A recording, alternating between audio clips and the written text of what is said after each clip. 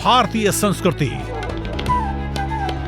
रंगों का संगम, भावों का समंदर, इतिहास की गाथा, परंपराओं की ज्वाला और धरोहर का अथाह सागर है। हमारी संस्कृति देश की सॉफ्ट पावर का सबसे मजबूत हस्ताक्षर है।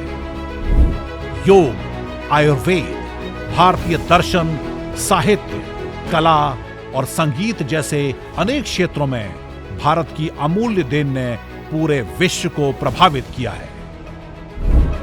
इंदिरा गांधी राष्ट्रीय कला केंद्र भारत की इस समृद्ध संस्कृति को दुनिया के सामने लाने का प्रयास कर रहा है।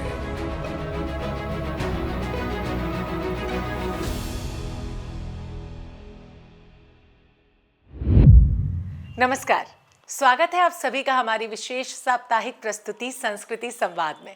पूरी दुनिया को वसुधैव कुटुंबकम का संदेश देने वाली भारतीय संस्कृति सचमुच अद्वितीय है।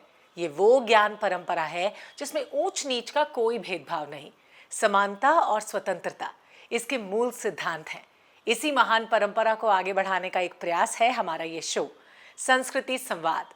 इसके माध्यम से हम आपको भारतीय संस्कृति के विभिन्न पहलुओं से रूबरू करवाते हैं। इसमें हर हफ्ते हम आपको दिखाते हैं भारत की सांस्कृतिक विविधता के अनगिनत रंग। तो चलिए शुरू करते हैं आज का सफर। सबसे पहले नजर डालते हैं आज की खास झलकियों पर। इस 3 दिवसीय कला महोत्सव में अंतर्राष्ट्रीय प्राचीन कला विषय से संबंधित कई संगोष्ठियों का आयोजन हुआ।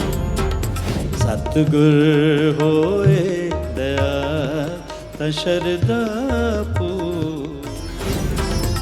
काशी क्षेत्र में इंसान के अस्तित्व की पहली निशानियां 12 लाख साल पहले तक मिलती हैं। beguiling image of a honey sweet person who has infinite powers within himself. यहाँ शनि ग्रह के एक राशि से दूसरी राशि में गोचर को शनि पेयर्ची उत्सव के रूप में मनाया जाता है।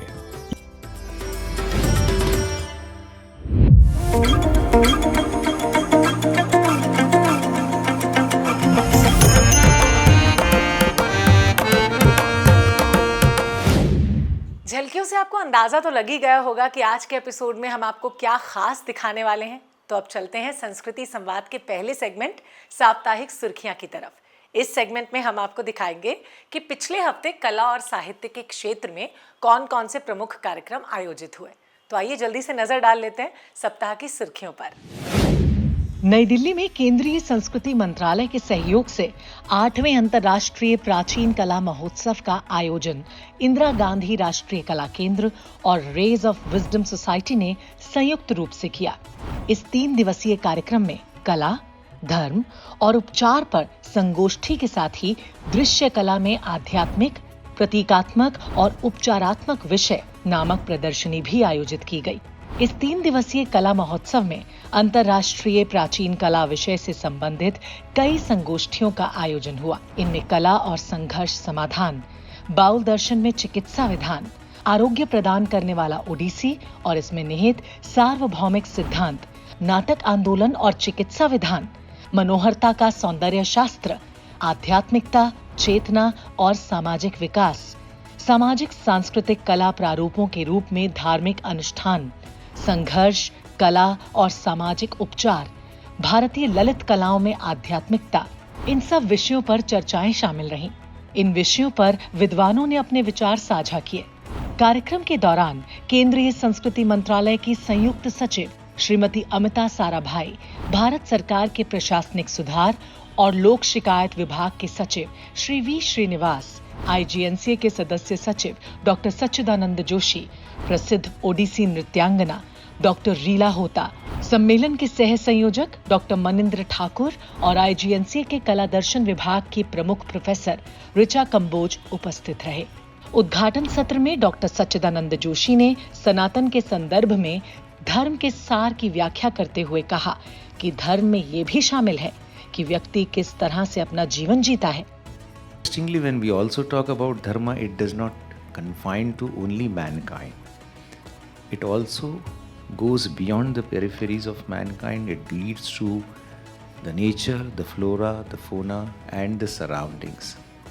That is why when we say that ayam nijo pareveti ganana lagu chetasam udar charitanam tu vasudhaiva kutumbakam.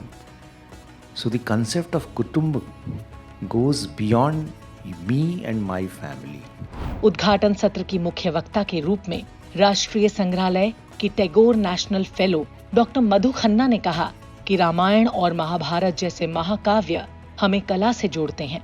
Myths or itihas, what we say, so many myths in India, in the Purans. These are not just stories for entertainment. They tell us something about our human consciousness. इस 3 दिवसीय आयोजन की ये खासियत रही कि हर दिन शाम के सत्र में प्रसिद्ध कलाकारों ने मनोहारी सांस्कृतिक प्रस्तुतियां पेश की। पहले दिन डॉक्टर रीला होता ने योग दर्शन के माध्यम से चेतना की यात्रा को निरूपित करने वाली नृत्य प्रस्तुति अंतर यात्रा से सबको मंत्रमुग्ध कर दिया।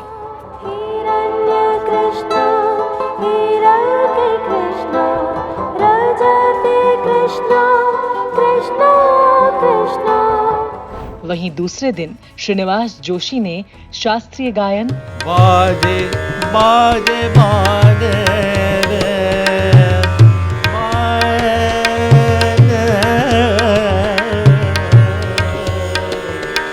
बाजे बाजे बाजे और तीसरे दिन यामिनी रेड्डी ने कुचिपुड़ी नृत्य से दर्शकों को आनंद विभोर कर दिया।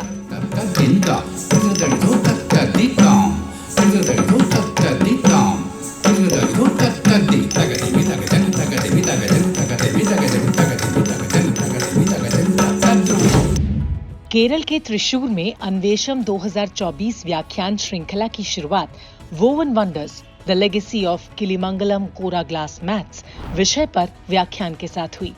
यह आयोजन त्रिशूर के पुरनाटुकरा पीएम श्री केंद्र विद्यालय में हुआ।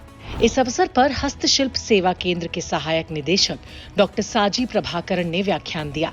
वहीं कारीगर सिंधु एमएस ने यूनेस्को से मान्यता प्राप्त चटाइयों की जटिल बुनाई प्रक्रिया का प्रदर्शन किया, जबकि पीएम श्री केंद्रीय विद्यालय के छात्रों ने मैट तैयार करने में उपयोग किए जाने वाले टिकाऊ और पर्यावरण अनुकूल तरीकों को देखा और इस सांस्कृतिक विरासत के बारे में सीखा। छात्रों ने कारीगरों के आगे आने वाली चुनौतियों के बारे में भी जाना। कार्यक्रम में केरल में पारंपरिक शिल्प के संरक्षण और स्थानीय कारीगरी को बढ़ावा देने के महत्व पर जोर दिया गया। पुदुचेरी के भारतीय पलाकले कुडम में एक अनूठे 2 दिवसीय रॉक पेंटिंग शिविर का आयोजन किया गया। इसका विषय था पुदुचेरी में रॉक पेंटिंग शिविर, छात्र प्रतिभा और सांस्कृतिक विरासत का प्रदर्शन। इस रॉक पेंटिंग शिविर में 28 उत्साही छात्रों को पारंपरिक भारतीय रॉक पेंटिंग तकनीकों की कला और रचनात्मक व्याख्या को समझने के लिए एक मंच मिला। 2 दिनों में छात्रों ने व्यवहारिक प्रशिक्षण लिया और खूबसूरत पेंटिंग बनाई, जो भारतीय रॉक कला के विशिष्ट गुणों को दर्शाती हैं। तो ये थी इस हफ्ते की सुर्खियां। चलिए अब रुक करते हैं अगले सेगमेंट का। भारतीय संगीत एक महासागर है। इस महासागर में कई परंपराओं की नदियां आकर मिलती हैं और इसके साथ एकाकार हो जाती हैं। इस महासागर में हर रंग, हर समुदाय, हर धर्म के संगीत की छटा समाहित है। इन्हीं में से एक पवित्र रंग है गुरबानी। सिखों के धर्म ग्रंथ श्री गुरु ग्रंथ साहिब जी के संकलित पदों को गुरबानी कहा जाता है। सिख धर्म के संस्थापक गुरु नानक देव जी की जयंती हर साल कार्तिक पूर्णिमा के अवसर पर प्रकाश पर्व के रूप में मनाई जाती है। आप सोच रहे होंगे कि हम आपको ये सब कुछ क्यों बता रहे हैं। वो इसलिए क्योंकि 2 दिन पहले 15 नवंबर को पूरी दुनिया में प्रकाश पर्व बड़े धूमधाम के साथ मनाया गया और आज की सांस्कृतिक प्रस्तुति गुरबानी पर ही आधारित है। सांस्कृतिक प्रस्तुति सेगमेंट में आज हम आपको सुनवा रहे हैं प्रसिद्ध गायक पद्मश्री हंस राज हंस की आवाज में गुरबानी, जो उन्होंने गुरु नानक देव जी के 550वें जन्म स्मरण उत्सव कार्यक्रम में गाई थी। तो चलिए भक्ति संगीत की इस मधुर धारा में डुबकी लगाते हैं।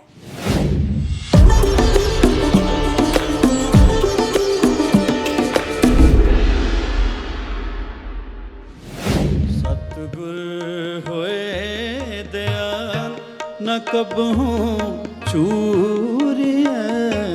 सतगुर सतगुर सतगुर होए दयाल ਤਾ ਸ਼ਰਧਾ ਪੂਰੀਐ ਸਤਿਗੁਰ ਹੋਏ ਦਇਆ ਤਾ ਸ਼ਰਧਾ ਪੂਰੀਐ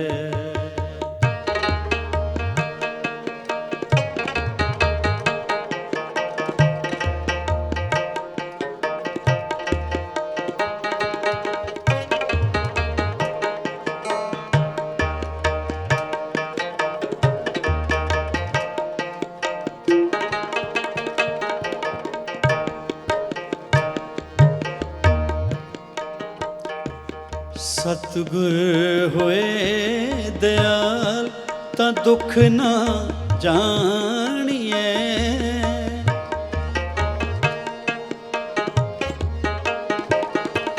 ਸਤਿਗੁਰ ਹੋਏ ਦਿਆਲ ਤਾਂ ਦੁੱਖ ਨਾ ਜਾਣੀਐ ਸਤਿਗੁਰ ਹੋਏ ਦਿਆਲ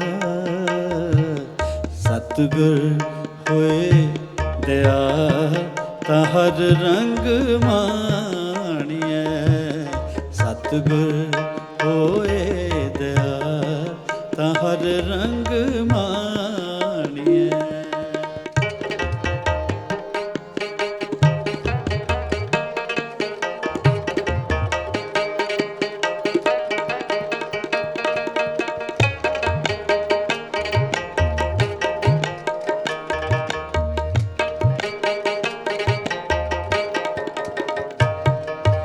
ਸਤਿਗੁਰ ਹੋਏ ਦਿਆਲ ਤਾਂ ਜਮ ਕ ਡਰ ਕੇ ਹਾ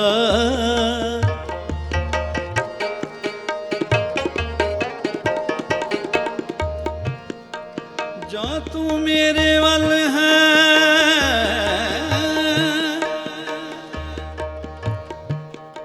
ਜੋ ਤੂੰ ਮੇਰੇ ਵੱਲ ਹੈ ਤਾਂ ਕਿਆ ਮੋਹ ਛੰਦੋ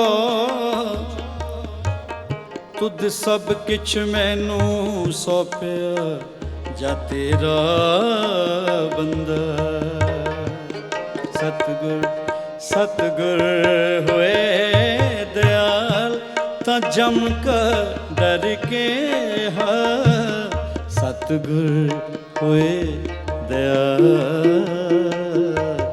ਸਤਿਗੁਰ ਹੋਏ ਦਿਆਲ ਤਾਂ ਸਦ ਹੀ ਸੁਖ ਦੇਹਾ ਸਤਿਗੁਰ ਹੋਏ ਦਇਆ ਤਾਂ ਸਦ ਹੀ ਸੁਖ ਦੇਹਾ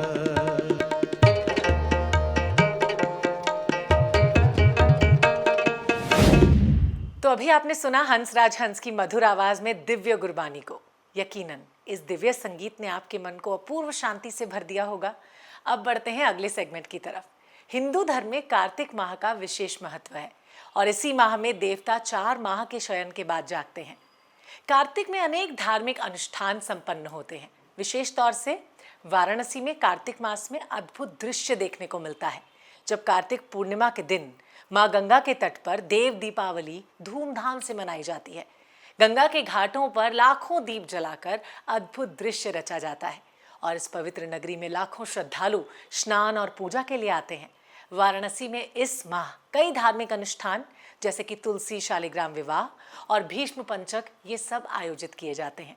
सिने सर्कल के आज के सेगमेंट में हम आपको दिखा रहे हैं वाराणसी के घाटों पर होने वाले अनुष्ठानों की एक झलक फिल्म मैनिफेस्टिंग द फेथ में।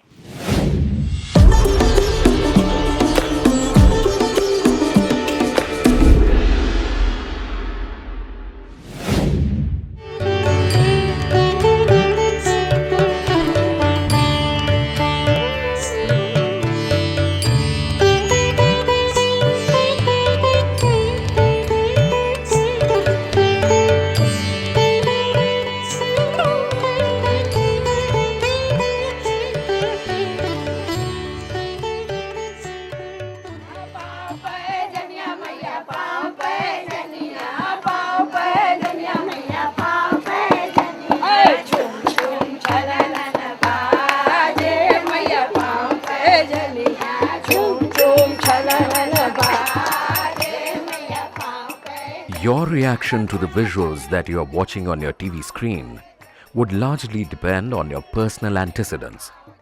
you might just feel indifferent or disinterested. Or at best, you might look at them with some level of curiosity. However, if you are given to know that it is a marriage ceremony between a plant and an icon in progress, you will find it hard to brush it aside as a trivial act or as a child's play.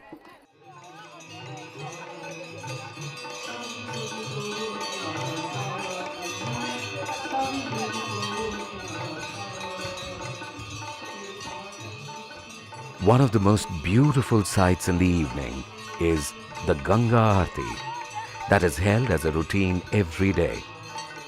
Devotees throng the Dashashwamedh and Rajendra Prasad Ghats to pray and worship the Ganga. Earthen lamps are offered as a mark of respect to her.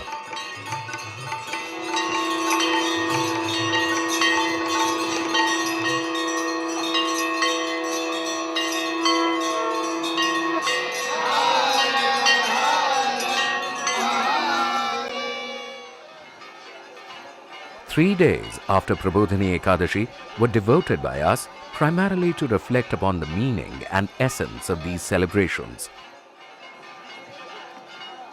Dashashwamedh Ghat in particular and other ghats in general were getting ready for the Dev Deepavali during these days.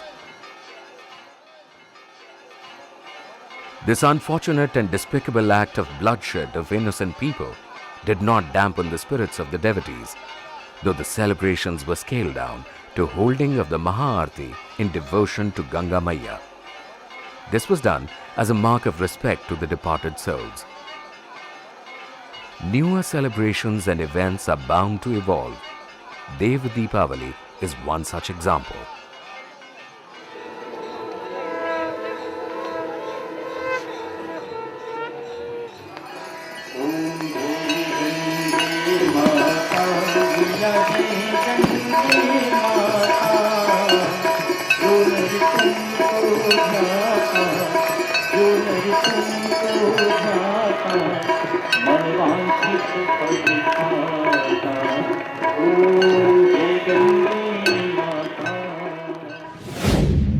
चलिए अब चलते हैं संस्कृति संवाद के अगले segment विशेष साक्षात्कार की तरफ।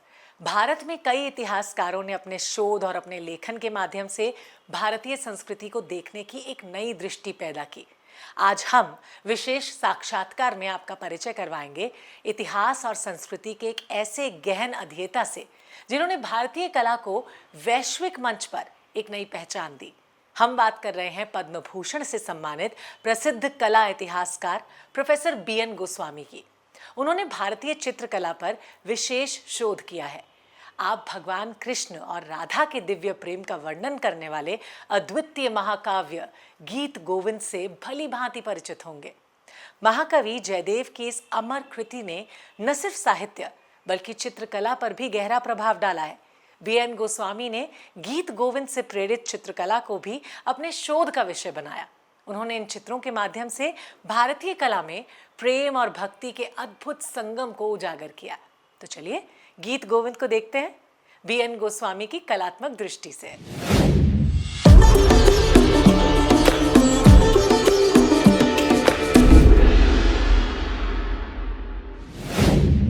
In the case of the Geet Govind, which is our primary concern, I think the painter was very intimately aware that it is not a simple thing that he is addressing himself to. He is thinking all the time, every single folio of this extraordinary series, he's making decisions, he's arriving at choices.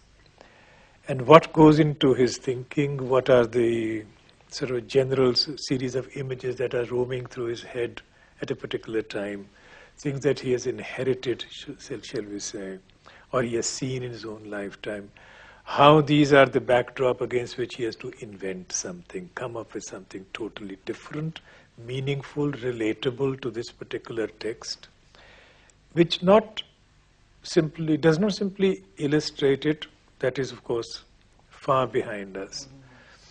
Does not even interpret it, but enhances it. This enhancing of a poetic image, a poetic text, through visual means is what a man like Manuku, the painter of the great 1730 Geet Govind, does. You spoke about sometimes a painter being touched off by a single word. I'm interested in this. Again and again, Jayadev uses the word Madhava. There are so many other names for Krishna. Madhav is something which seems to have done something to a man like Manuku. What does it mean? I mean, is it only an enemy of Madhu? Or is he honey sweet? This is related to that.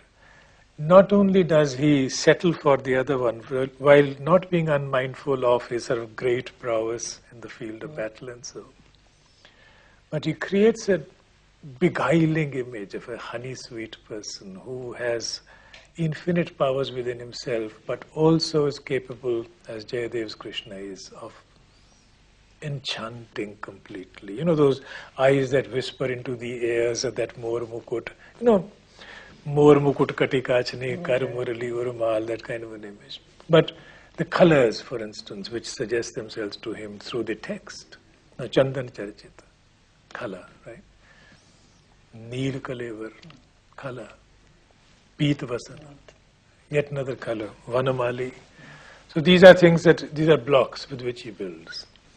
But then he introduces to us the figure of Krishna in this. Again and again, there are some little bees hovering around his head, here, there, and so on. They're not excellent, they're not decorative. He's apparently touched off, I think, in his mind by the fact that he is called Madhav. But this is the thing which appeals the most to him, the greatest to him.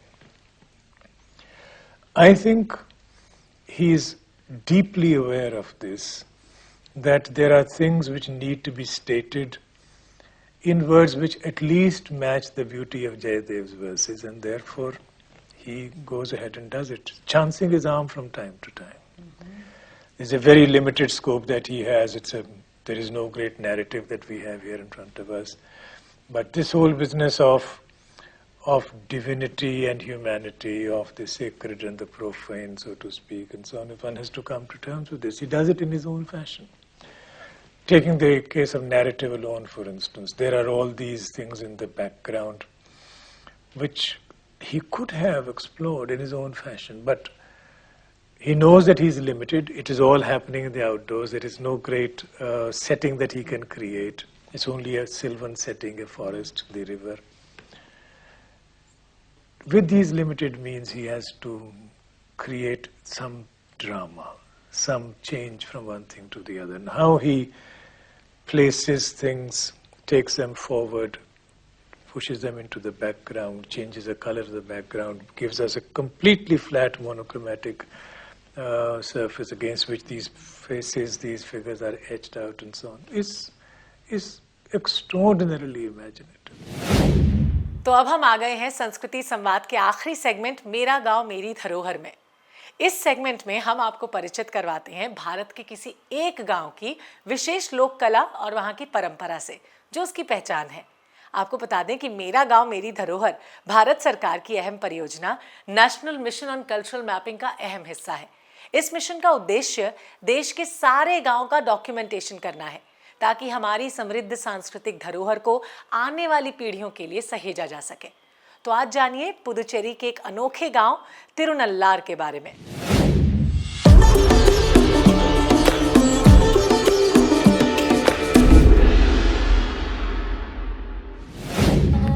केंद्र शासित प्रदेश पुदुचेरी के कारेक्काल जिले का छोटा सा गांव तिरुनल्लार यहाँ स्थित शनीश्वर मंदिर के लिए देश भर में प्रसिद्ध है।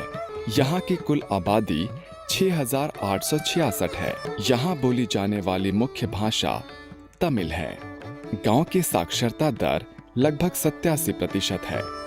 यहाँ कुल 6 विद्यालय मौजूद हैं, जिनमें से 4 सरकारी विद्यालय तथा अन्य 2 निजी शिक्षण संस्थान हैं। यहाँ के लोगों का मुख्य पेशा कृषि, पशुपालन और मजदूरी है। यहाँ पर स्थानीय भोजन काफी कम तेल में पकाया जाता है, जो कि पचाने में काफी आसान होता है। यहाँ के पुरुषों के लिए पारंपरिक पोशाक धोती और शर्ट है तथा महिलाएं साड़ी पहनती हैं। यहाँ महिलाओं द्वारा आभूषणों में सोने के कंगन और नाक की मुकुति पहनने का चलन है। तिरुनल्लार शनीश्वर मंदिर कावेरी नदी के दक्षिणी किनारे पर स्थित है। इस मंदिर के मुख्य देवता भगवान शिव और उनकी पत्नी देवी पार्वती है, जिन्हें यहाँ दर्भारणेश्वर और पुणमुले अम्मन के रूप में पूजा जाता है। यहाँ शनि ग्रह के एक राशि से दूसरी राशि में गोचर को शनि पेयर्ची उत्सव के रूप में मनाया जाता है। ये उत्सव 2.5 साल में एक बार आयोजित होता है। इस दौरान यहाँ देश भर में आए 10 लाख से अधिक श्रद्धालु नल तीर्थम तालाब में स्नान करते हैं और मंदिर में पूजा अर्चना करते हैं। तिरुनल्लार गांव आस्था और सदियों पुरानी परंपराओं की विरासत को संरक्षित रखे हुए है। तो ये था संस्कृति संवाद का हमारा आज का एपिसोड। उम्मीद करती हूँ कि आपको पसंद आया होगा, लेकिन आपके सुझाव हमारे लिए बहुत इंपॉर्टेंट हैं, इसलिए अपने सजेशंस आप हमें ज़रूर भेजें इस ईमेल आईडी पर जो नीचे दिया हुआ है। आपसे फिर मुलाकात होगी IGNCA के स्पेशल प्रोग्राम संस्कृति संवाद के साथ, जो आपको रूबरू करवाएगा भारत की विशाल संस्कृति से। फिलहाल मुझे इजाज़त दीजिए और आप अपना बहुत अच्छे से ख्याल रखिएगा। नमस्कार।